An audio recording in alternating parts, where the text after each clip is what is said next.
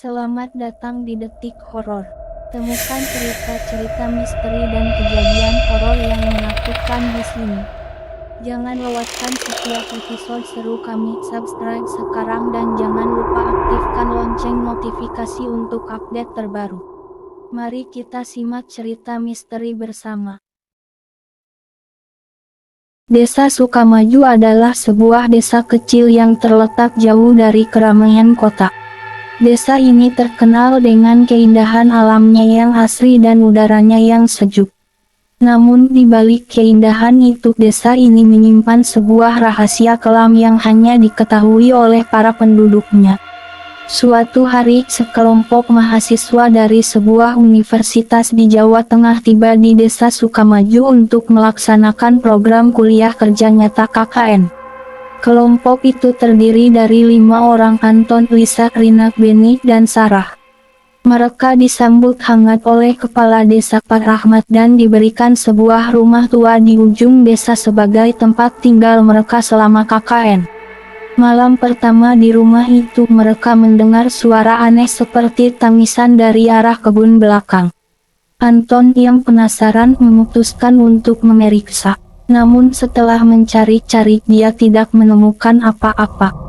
Mereka menganggap itu hanya imajinasi atau suara binatang malam. Keesokan harinya penduduk desa memperingatkan mereka untuk tidak keluar rumah setelah matahari terbenam. Menurut mereka ada roh jahat yang berkeliaran di desa pada malam hari. Mahasiswa itu menganggapnya sebagai cerita rakyat biasa dan tidak terlalu memperhatikannya. Malam berikutnya, Sarah yang sedang mengerjakan tugas di ruang tamu melihat sosok bayangan hitam melintas di depan jendela. Dia berteriak memanggil teman-temannya, namun ketika mereka memeriksa tidak ada siapa-siapa di luar.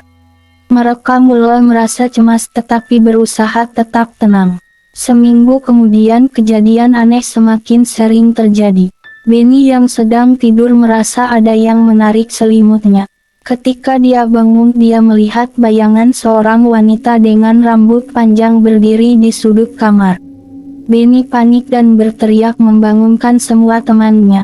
Namun bayangan itu menghilang sebelum yang lain melihatnya. Mereka memutuskan untuk meminta bantuan Pak Rahmat. Pak Rahmat menjelaskan bahwa rumah yang mereka tempati dulunya milik seorang wanita bernama Ningsih yang meninggal secara tragis. Ningsih ditemukan tewas di kebun belakang dengan luka-luka yang mengerikan. Sejak saat itu arwahnya diyakini gentayangan dan sering mengganggu orang yang tinggal di rumah itu. Pak Rahmat menyarankan mereka untuk melakukan ritual pembersihan dengan bantuan Pak Ustadz, tokoh agama di desa tersebut. Malam itu Pak Ustadz datang ke rumah mereka dengan membawa air suci dan kemenyan. Dia memulai ritual dengan membaca doa-doa dan memercikan air suci ke setiap sudut rumah. Selama ritual berlangsung, suasana menjadi mencekam. Lampu-lampu berkedip dan angin dingin bertiup kencang. Tiba-tiba sosok bayangan Ningsih muncul di ruang tamu menatap mereka dengan mata kosong. Pak Ustadz terus melantunkan doa memohon agar arwah Ningsih bisa tenang dan pergi ke alam baka. Sosok Ningsih tampak berusaha mendekat tetapi doa-doa Pak Ustadz semakin kuat dan membuatnya mundur. Akhirnya bayangan itu menghilang bersama dengan angin yang berhenti bertiup.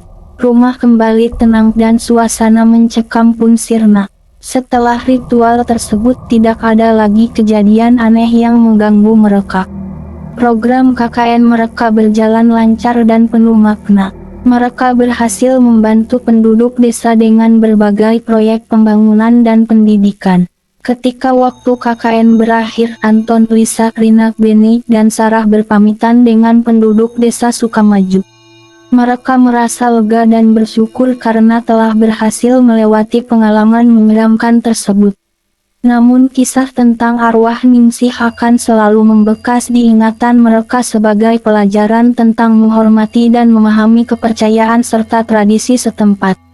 Pengalaman itu juga mengajarkan mereka untuk lebih berhati-hati dan peka terhadap hal-hal gaib yang mungkin ada di sekitar mereka. Mereka kembali ke kampus dengan membawa cerita yang akan selalu mereka kenang dan bagikan kepada teman-teman dan keluarga mereka.